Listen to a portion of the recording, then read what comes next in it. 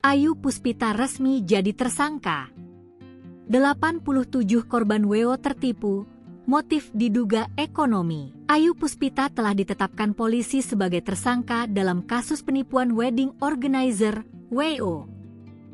Tak sendiri, ia menjadi tersangka bersama seorang pegawainya yang berinisial D. Penetapan tersangka ini disampaikan langsung oleh Kapolres Metro Jakarta Utara Kombes Pol Erik Frendris pada hari ini Selasa, 9 Desember 2025. Kombes Pol Erik menyebut Ayu Puspita dan pegawainya itu dijerat pasal 372 dan 378 KUHP tentang tindak pidana penipuan atau penggelapan. Tentang total kerugian akibat penipuan WO Ayu Puspita ini, Erik menyebut pihaknya masih mendatanya karena korban yang melapor ada 87 orang dan masih ada kemungkinan korban akan bertambah. Puluhan korban itu terdiri dari korban perorangan dan vendor-vendor yang bekerja sama dengan WO Ayu Puspita.